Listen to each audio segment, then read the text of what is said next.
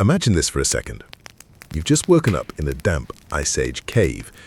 The fire has burned down to a few smoldering embers, and the first thing you notice isn't the smell of roasted mammoth meat from last night.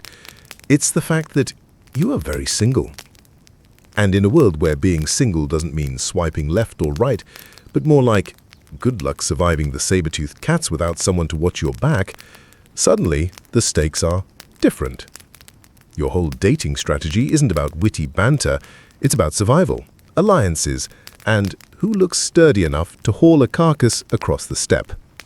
Now, before you panic, relax. You're not actually in a cave with frostbitten toes and a hungry predator waiting outside. You're safe, tucked into your bed, or maybe lying on the couch with headphones in, listening from wherever you are in the world. Could be New York, Mumbai, Berlin, or some small town where the only wildlife left is the neighbor's cat. And maybe it's midnight. Maybe it's 2 in the morning. Maybe you're listening while the sun is still up and pretending you're being productive at work. Either way, welcome. Tonight we're going to dim the lights, take a deep breath, and wander together through the strangely practical, sometimes awkward, and often ironic world of early human mating. Because, let's be honest, romance has always been a bit of a stretch. For most of history, choosing a mate wasn't about candlelit dinners, it was about, will your children survive, and do you look like someone who can bash open a marrow bone without dying of exhaustion? So, how did our ancestors actually pair off? That's what we're gliding into tonight. Slowly, calmly, with no sudden jumps. Just a gentle drift into the Ice Age, where love was less roses and violins and more like, please don't eat me. Let's start with the basics. Survival. For early humans, we're talking Homo erectus, Neanderthals, and eventually Homo sapiens. Mate choice was inseparable from daily survival.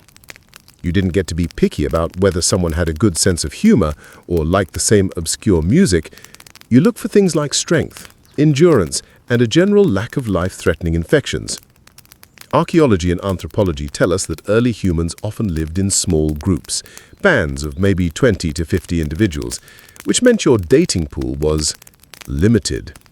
Imagine being stuck in a high school with only 30 classmates and half of them are your cousins. That's not a romantic comedy setup, that's just awkward. But here's the twist. Even in those small groups, humans developed surprisingly elaborate ways of choosing mates. Evidence suggests gift-giving, symbolic ornaments, and displays of skill mattered. A carved shell necklace, a mammoth ivory pendant, or simply the ability to bring back food consistently could make someone a more desirable partner. And yes, there's a certain irony in knowing that while you struggle today to figure out whether someone likes your Instagram story, 40,000 years ago, people were already flexing with jewelry and status items. We really haven't changed that much. Now, the funny thing is, mate choice wasn't just about attraction. It was about politics, Ice Age style. Alliances between groups often depended on marriage exchanges. If two bands wanted to avoid killing each other over hunting territory, the easiest solution was to swap a few spouses.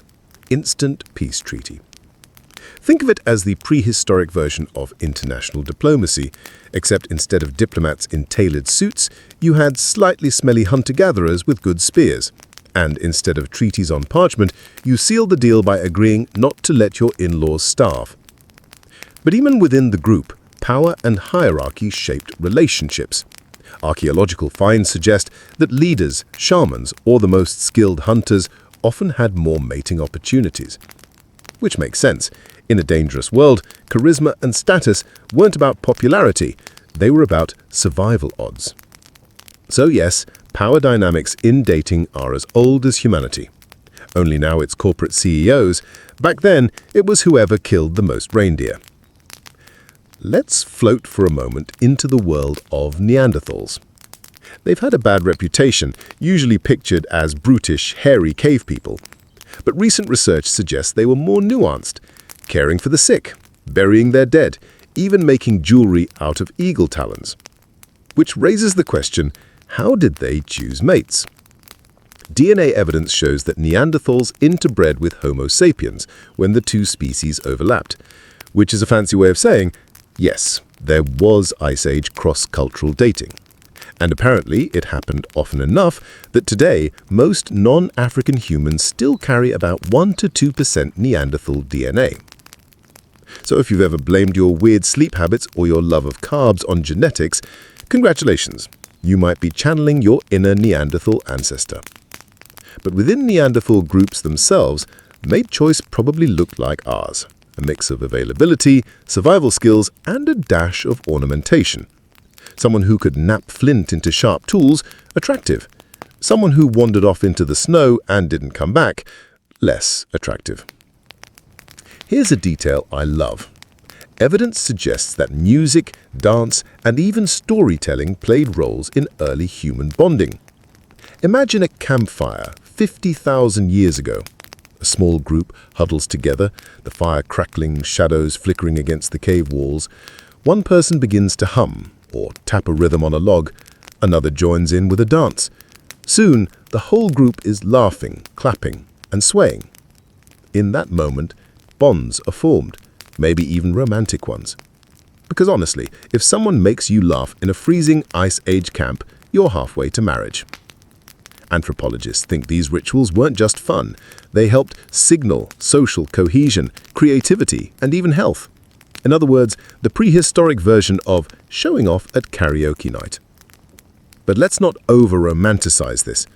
Early human mating also involved plenty of compromise, coercion, and survival-driven pragmatism.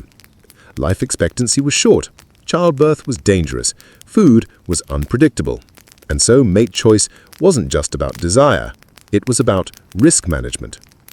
Who increases your odds of your children making it to adulthood? In fact, many researchers believe that women's choices, when they had the ability to choose, were especially strategic. Selecting a mate who could provide resources, protection, and social ties was literally a matter of life and death. And men, meanwhile, competed for status, resources, and recognition because those things translated directly into reproductive success. It's easy to laugh at the idea of cave people flirting, but when you peel back the layers, it's not that different from today. Replace mammoth meat with good job in a car, and the principles hold up.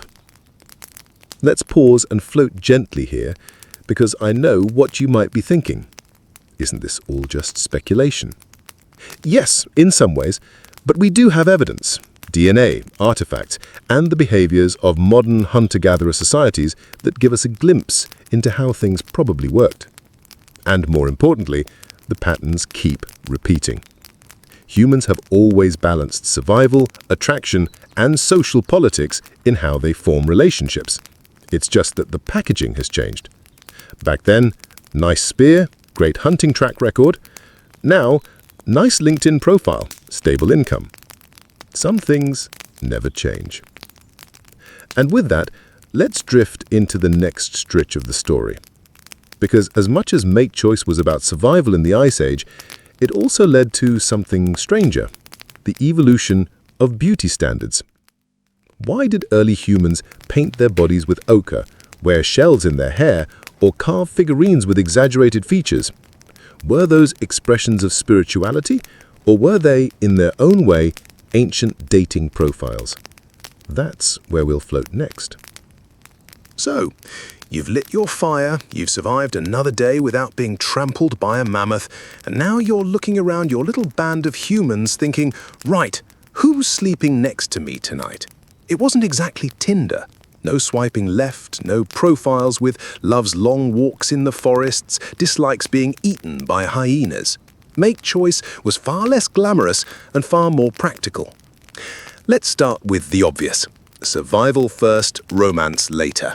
If you were an early human, your number one priority in choosing a partner wasn't whether they had a good jawline or knew how to play the lute. It was, can this person help keep me and my children alive? And that meant skills. Could they hunt? Or could they gather food without poisoning everyone? Could they make fire, or at least not stare blankly at two sticks and then give up? Those were the sexy traits of the Ice Age. And yet, even at this very practical level, humans were already doing something odd. They were picky. Unlike most animals, where mating can be a very whoever's nearby affair, humans were choosy, and we can thank evolution for that. Humans have one of the longest childhoods of any species. Babies are needy little bundles of chaos for years. So make choice mattered because whoever you paired with, you needed backup. Now, here's where it gets interesting. For men, a lot of the time it came down to fertility signals. Not consciously, of course. No one was out there in 30,000 BC muttering, "She looks like she's got great hormone levels." But physical cues mattered. Wide hips for childbirth, signs of health, maybe a bit of extra body fat, which in lean times was basically the Stone Age equivalent of flaunting a luxury watch. For women, the stakes were different. Pregnancy was dangerous, raising children was exhausting. So what did women look for? Reliability, strength. Someone who could bring home food and not run off at the first sign of trouble. In short, women were evolution's HR department, constantly scanning for the least likely candidate to starve them or abandon them midwinter. Of course, this system had flaws, because sometimes the strongest, most reliable hunters were also the most insufferable show-offs. And just like today, bad boys occasionally got more attention than they deserved. Yes, even in the Ice Age, people made questionable dating choices. Now, you might be wondering, what about love? Was it all just transactions and survival checklists? And the answer is complicated. There's evidence that early humans did form deep attachments. We find burials where individuals are laid side by side, sometimes with flowers or carefully chosen objects. That suggests bonds that went beyond, "You're good at hunting, let's team up." But alongside that tenderness, there's the other side, alliances. Mate choice wasn't just personal, it was political. Small bands of humans needed to cooperate with neighbors. Exchanging mates between groups prevented inbreeding and built alliances. So your choice of partner could be less about sparks and more about, let's not have our cousins all look like the same person in 3 generations. Which brings us to inbreeding. Humans, thankfully, seem to have figured out early that too much family romance was a bad idea. Studies of Neanderthal DNA show that isolated groups did suffer from inbreeding, which might have contributed to their decline. Meanwhile, early Homo sapiens seemed to go out of their way to build networks between bands. In other words, cousin marriage wasn't just awkward, it was a survival hazard. And speaking of Neanderthals, yes, there's the question of cross-species mingling. We now know that early modern humans and Neanderthals didn't just glare at each other across valleys. They occasionally paired off, which is why many people today still carry Neanderthal DNA.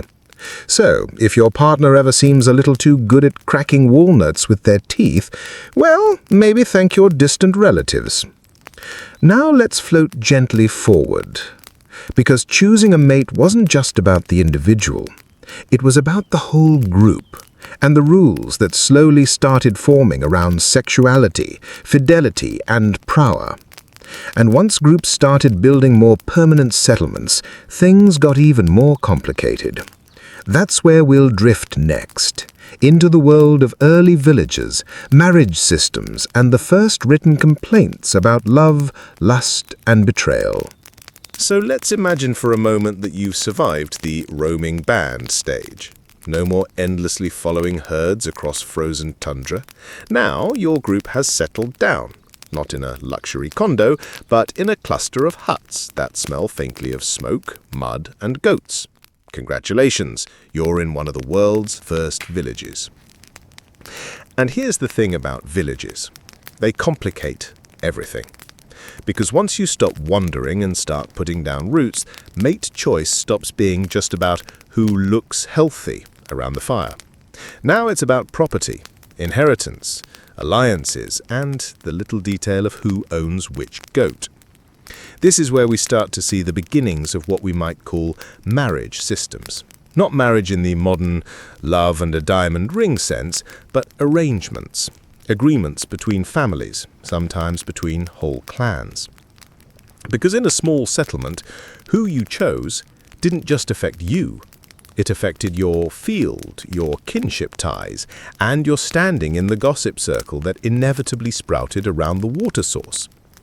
Let's pause for a second on gossip. Because if you think medieval towns were bad, imagine living in a Neolithic village of about 200 people. There is no anonymity. If you sneak off with someone after dark, everybody knows by sunrise. So in a sense, early communities invented social surveillance long before Instagram. Now, one of the fascinating things about early farming societies is how they began to write down their rules. Take Mesopotamia, land of irrigation canals and clay tablets. By around 2000 BC, we start finding laws that deal directly with marriage, adultery, and, surprise, prostitution. Which tells us two things. Number one, people were already breaking the rules. Number two, people cared enough to try writing the rules down. One of the oldest law codes, the Code of Hammurabi, lays out a whole menu of regulations. If a wife cheats, if a husband neglects, if a woman becomes a temple worker. The details vary, but the theme is consistent. Relationships weren't just personal, they were matters of property and control. And here's where things get ironic.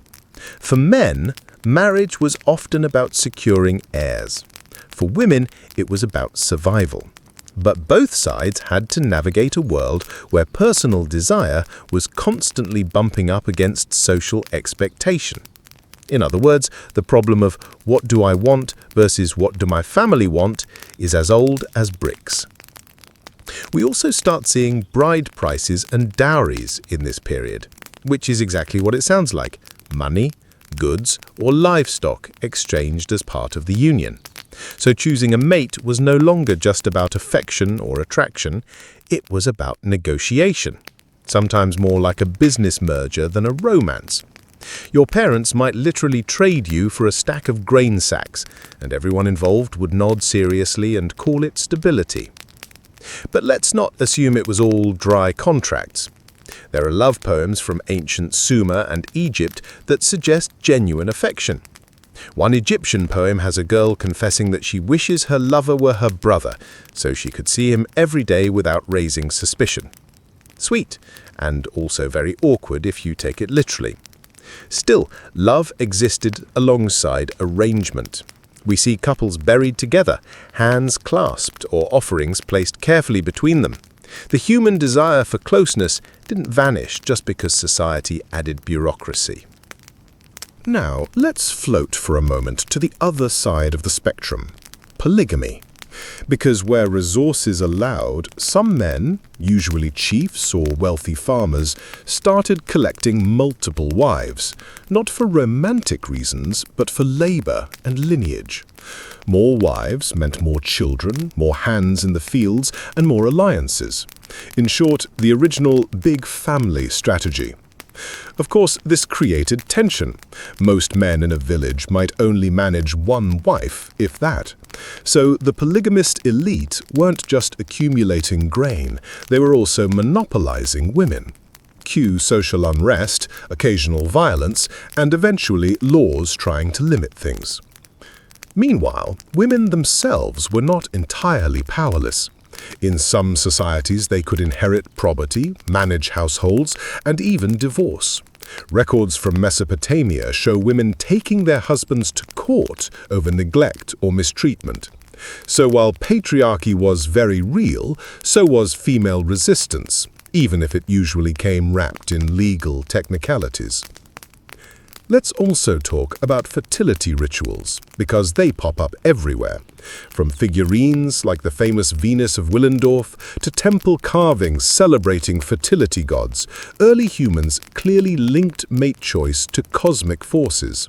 If your harvest failed, maybe you hadn't pleased the goddess. If your children thrived, maybe your choice of mate had divine approval. Either way, sex and survival were tangled together in religion. And speaking of temples, this is also the era when sacred prostitution, or at least ritualized sexuality, appears in some records. Scholars still argue about how widespread it actually was, but the idea was there. Sexuality could be framed not just as personal or social, but as sacred, which is one of those ironies of history. The same acts condemned as sinful in one context were celebrated as holy in another. Now let's bring it back down to the everyday village scene. Imagine walking through narrow lanes of mud brick houses. You hear a baby crying, goats bleating, pots clanging.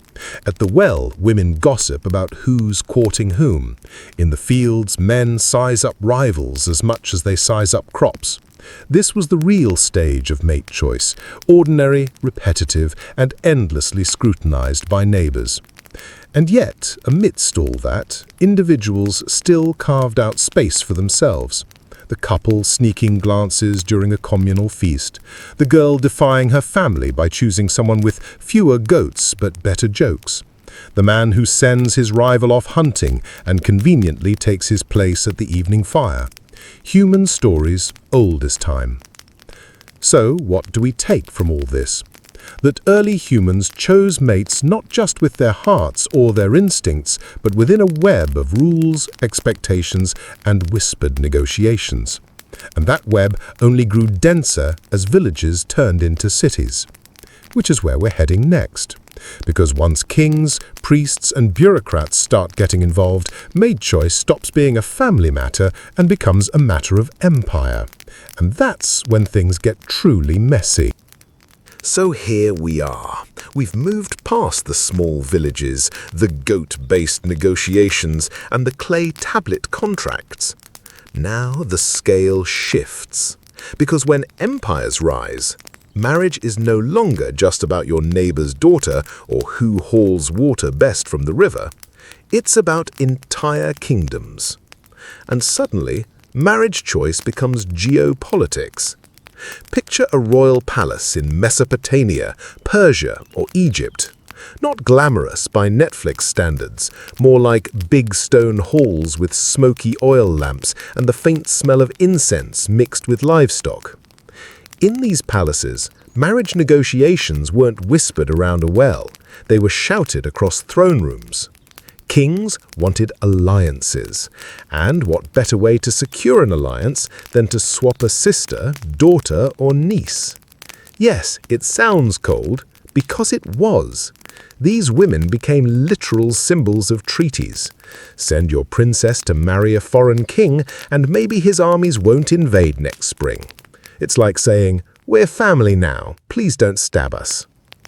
Egyptian pharaohs, for example, were famous for trading royal daughters into marriage alliances. Except, and here's the twist, they usually refused to let their own princesses marry out. Pharaohs liked receiving foreign brides but hated sending their daughters abroad. Why? Because in their eyes, Egypt was superior. Which is the ancient equivalent of saying, "We'll take your daughter, but ours doesn't downgrade." The Hittites, Babylonians, and Assyrians also mastered this game. Marriage was war without swords. And if things didn't go well, they just quietly annulled the arrangement, or in some cases, poisoned the inconvenient spouse. Because why not double down on hypocrisy? Now, let's talk about cousin marriages. Because the deeper you dig into dynasties, the more you realize they were obsessed with keeping things in the family, sometimes literally. The idea was simple. If you keep your bloodline pure, you keep your throne secure. In practice, it meant entire royal families began to resemble the same potato-faced ancestor repeated over and over again. The Ptolemies of Egypt, yes, the ones who produced Cleopatra, were notorious for sibling marriages. They didn't just allow it, they encouraged it. The logic was that if you marry your sister, you keep power neat and tidy inside your house. The reality was, well, let's just say, not great for genetic diversity. Speaking of Cleopatra, she's often remembered as a seductress, the femme fatale who wrapped Julius Caesar and Mark Antony around her finger. But the truth is, Cleopatra was part of a long dynasty that used marriage as a political weapon. She just happened to be good at marketing it, which, honestly, was half the job.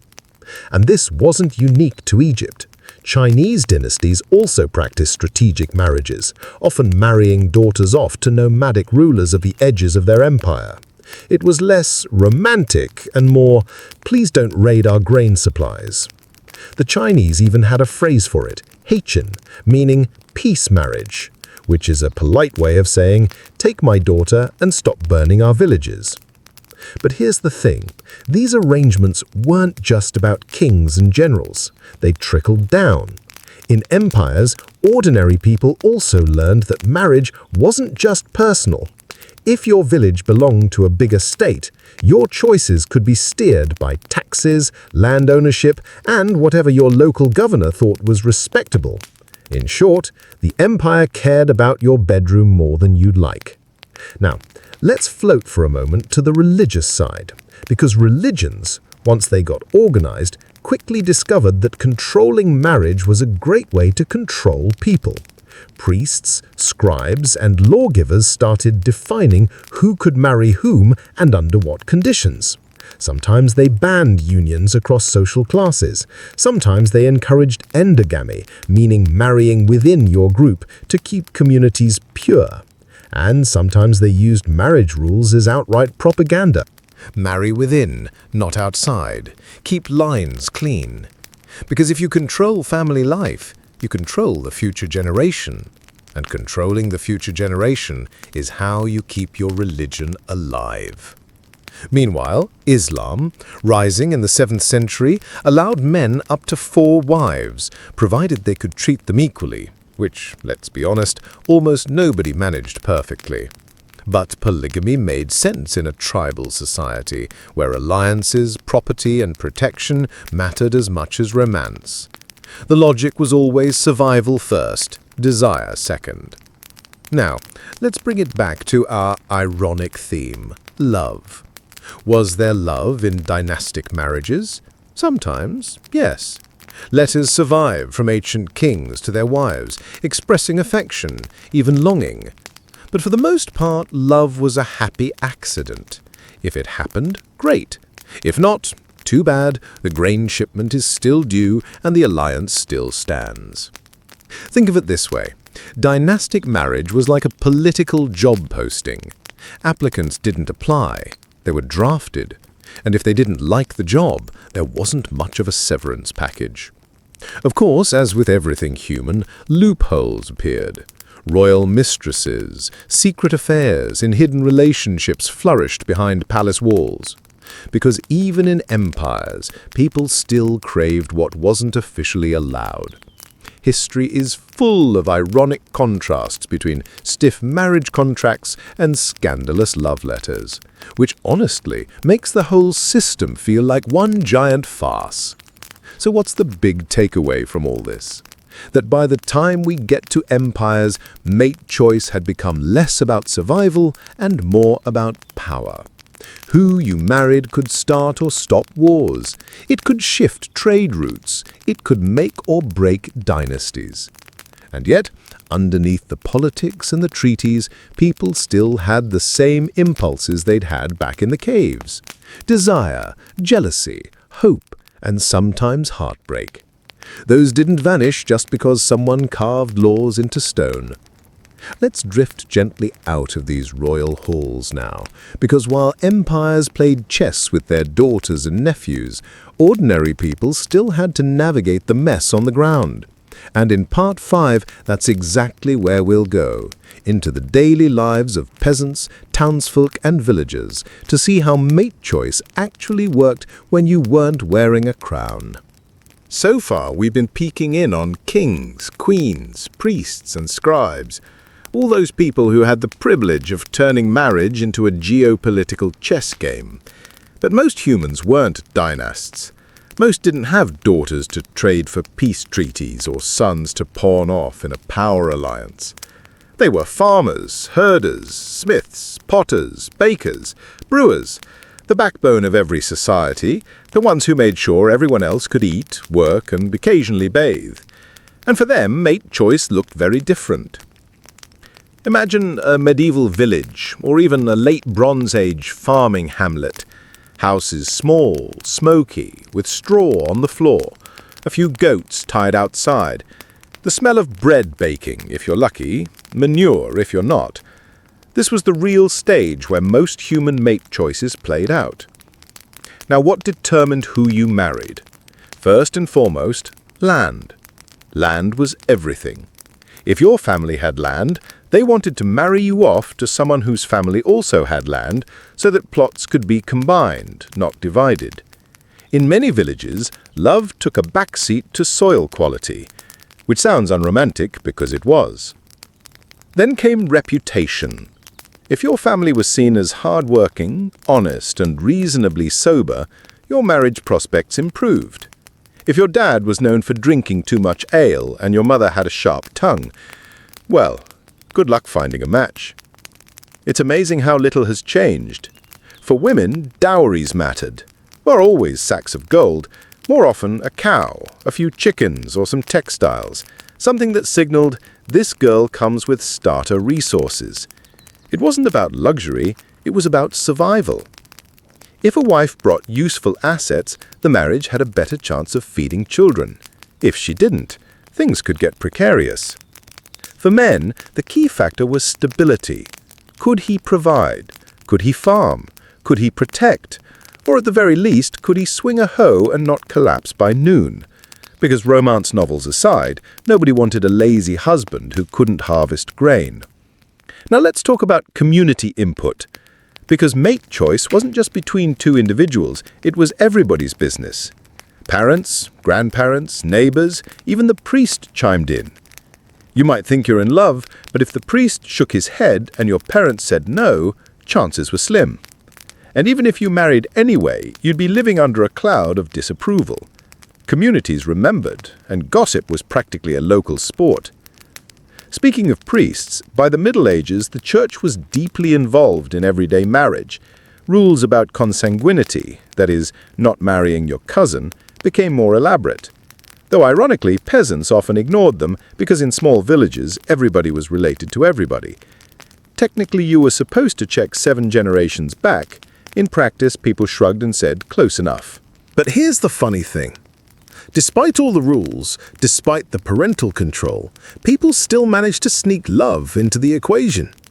Court records are full of cases where couples eloped or married without parental consent, or even just lived together and declared themselves married. In some places, just saying the right words to each other in private counted as a binding union, which means plenty of couples got married by blurting vows in a field after too much ale. Of course, sometimes these informal arrangements led to scandals. Unions disputed, inheritances contested, children declared illegitimate. But they also show that ordinary people were finding ways to bend the rules. Because even if society treated marriage as an economic contract, humans still wanted companionship. They wanted to choose, even if only a little. And let's not forget festivals.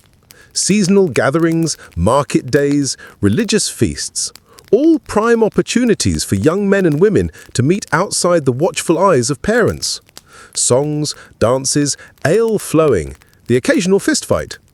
These were the Tinder swipes of their day. A look across the bonfire, a shared jug of wine, and suddenly 2 people were courting, as much as that word existed back then. But the risks were high. If you got pregnant before marriage, your options shrank. Sometimes the man was forced to marry you. Sometimes you were cast out. And sometimes families cut hasty deals to cover up the scandal. History has endless cases of shotgun weddings long before the shotgun was invented.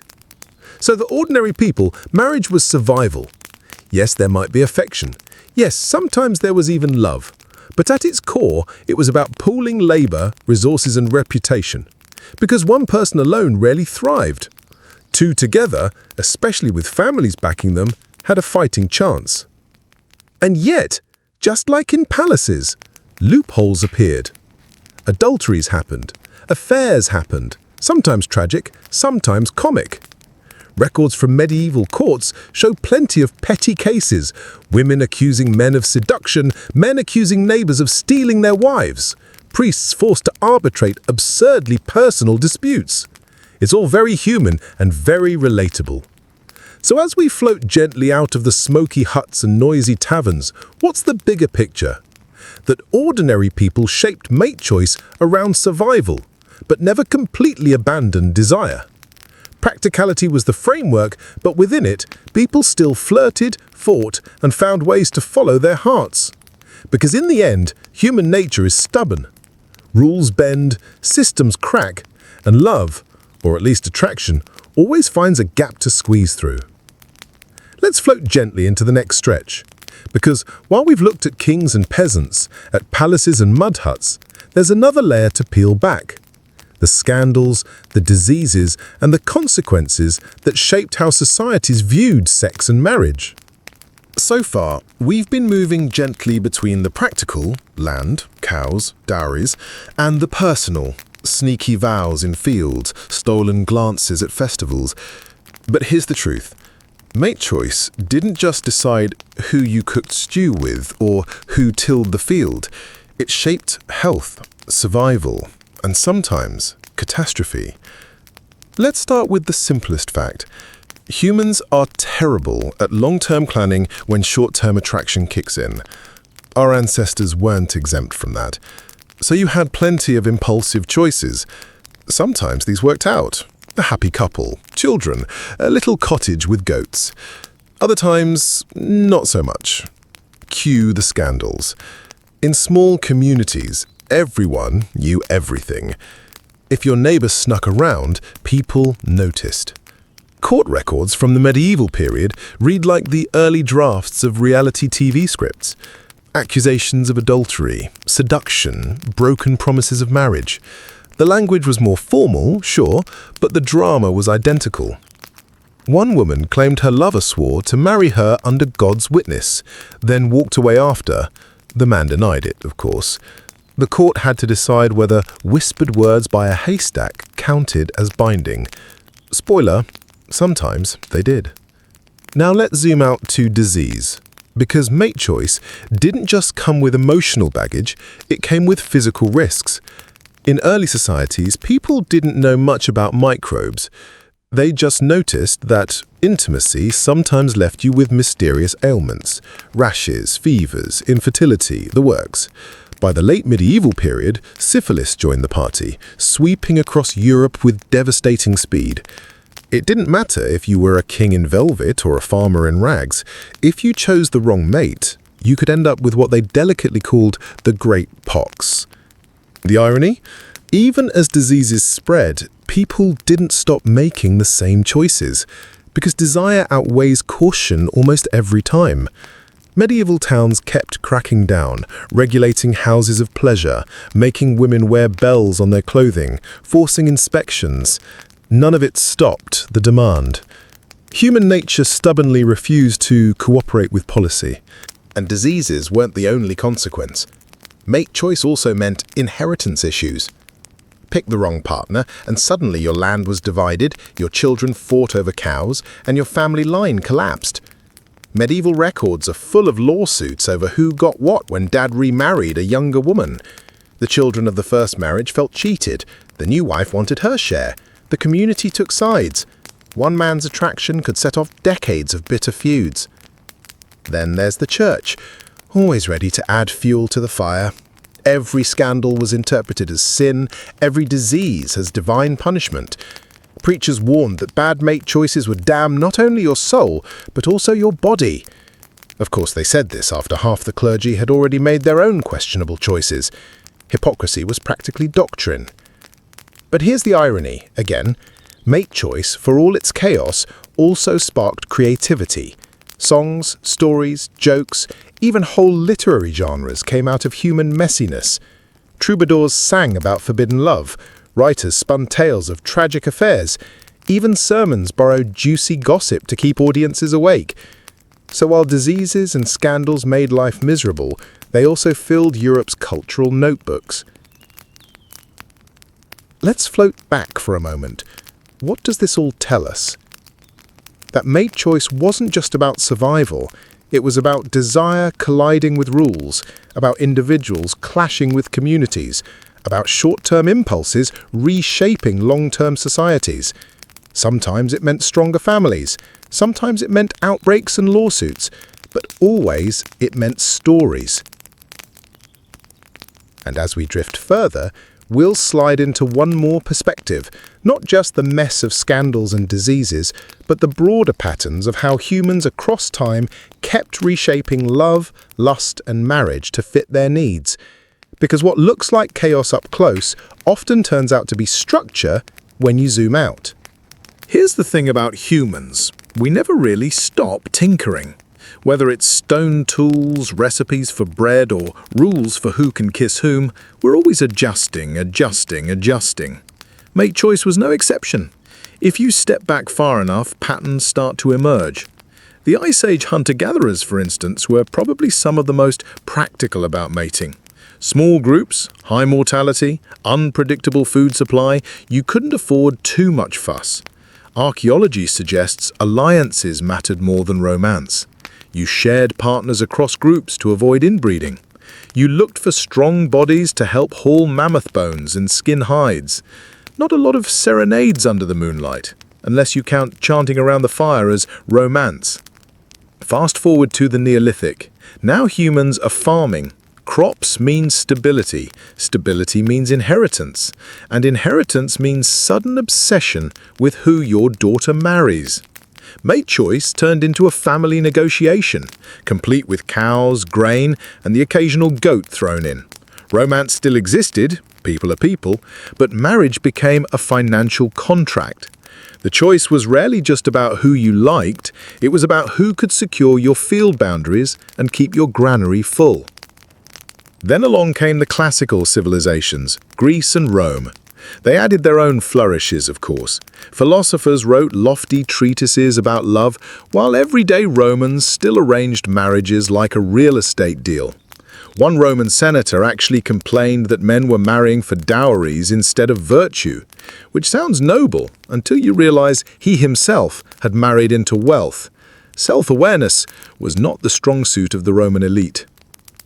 The Middle Ages, meanwhile, doubled down on contradiction. On the one hand, the church tried to impose order. Marriages had to be blessed, consummated, and properly documented. On the other hand, medieval poets invented the whole idea of courtly love, secret, passionate longing, usually for someone else's spouse.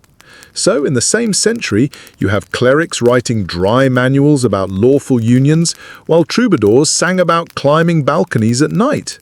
Humanity, in a nutshell. One hand on the prayer book, the other scribbling love poetry. By the Renaissance, mate choice took on even more theatrical flair.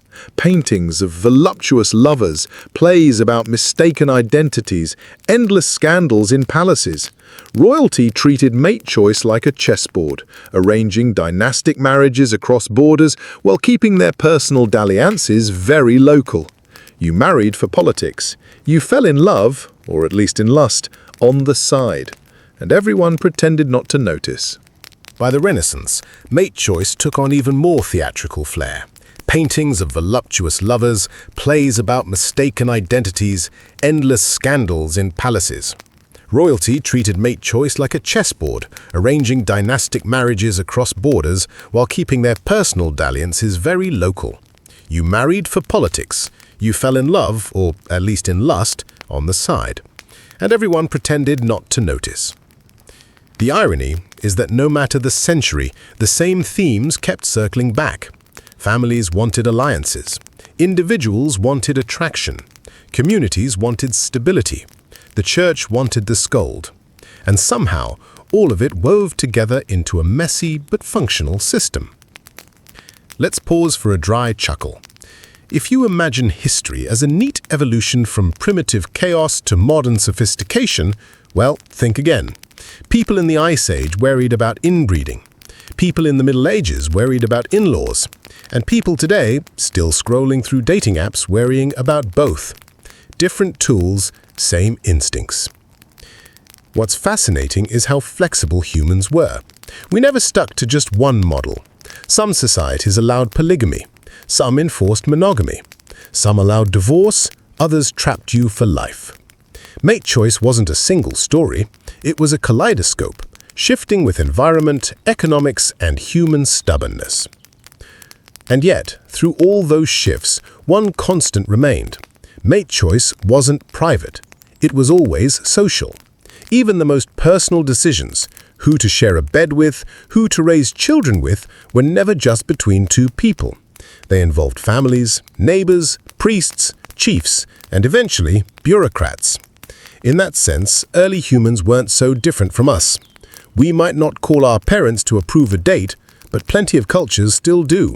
And even if we don't, society finds its only ways to weigh in: algorithms, gossip, or laws. So as we drift toward the end of this long, sleepy wander, it's worth noticing how familiar the whole story feels. Ancient or modern, humans keep juggling the same puzzle: attraction, survival, morality, and money. We dress it differently, but the tune doesn't change much. And in Part 8, we'll bring this long stroll to a close by stepping back even further. We'll gather up the threads, from Ice Age firesides to Renaissance courts, and look at what it all says about us as a species. Because at the end of the day, the story of how humans chose mates is the story of how humans kept being human. Contradictory, creative, and endlessly messy. So here we are. We've walked a very long road together tonight. From Ice Age caves filled with firelight and painted walls to Neolithic villages where cows and grain became part of marriage negotiations, to medieval courts where priests frowned while troubadours sang about balcony climbs. It's been a journey of awkward contradictions, strange rules, and very human desires. And if you're still awake, congratulations! You've made it through about 90 minutes of history's least romantic romance novel. But maybe that's the point. Humans never made mate choice simple. We never will. Because the truth is, humans are complicated creatures. We balance survival with attraction. We balance what we want with what society allows. We balance passion with politics. And no matter the era, those balances never stay steady for long. Think back to the Ice Age for a moment. A small band of hunters clustered by the fire. Marriage rules weren't written down, but they were there. Don't pair with your cousin. Trade partners with other groups. Keep the lineage healthy. Simple rules, but essential ones. Then picture a medieval city. Stone walls, smoky taverns, bells tolling from the cathedral. Marriage is a contract, signed and sealed, while outside the gates, troubadours sing about forbidden love. The contrast is sharp, but the theme is the same. Society telling people how to live, while people quietly bend the rules. And today, we still bend the rules. We just use different tools. Dating apps instead of campfires, prenups instead of dowries, gossip blogs instead of medieval chronicles. Same instincts, new packaging. There's also something oddly comforting in all this, because if you've ever felt like your love life is a mess, well, welcome to the human condition. It's been messy since the very beginning. Our ancestors weren't wiser or purer, they were just as tangled up in desire, fear, money, and status as we are. Sometimes worse. And that's what makes history soothing. Not because it was better back then, it wasn't, but because it reminds us that our struggles are not unique. We're just one long line of humans trying to figure out how to live together, raise children, and maybe, if we're lucky, find a little joy along the way. So, what do we take away from this slow wander through the ages? That early humans chose mates with the same mixture of instinct and compromise we still use. That societies wrapped sex and marriage in rules, rituals, and hypocrisy. That kings, peasants, hunters, and students all faced the same fundamental puzzle: who to share life with and what that choice would mean.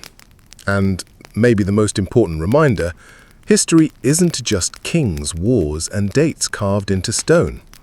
It's also the quiet, everyday decisions. Who to love, who to marry, who to raise children with. The kind of choices that shaped bloodlines, villages, and eventually whole civilizations. Not glamorous, but deeply human. So as you let your eyes close, think of that thread, stretching from ancient fire pits to your own life today. A thread woven with mistakes, compromises, laughter, heartbreak, and survival. The story of human mating isn't neat or noble, but it's ours. And now we can let it rest. Because tomorrow, someone will swipe left or right, someone will meet someone at a cafe, someone will argue with their in-laws, and someone will write a love song. The patterns go on. But for night, they can drift quietly into the background. Close your eyes. Let the past blur into the present. And let yourself sink into the kind of rest our ancestors dreamed about but rarely got. Because while they worried about predators, plagues, and in-laws, you only have to worry about getting comfortable. So good night, sleep well, and may history, in all its messy, sleepy humanity, keep you company in your dreams.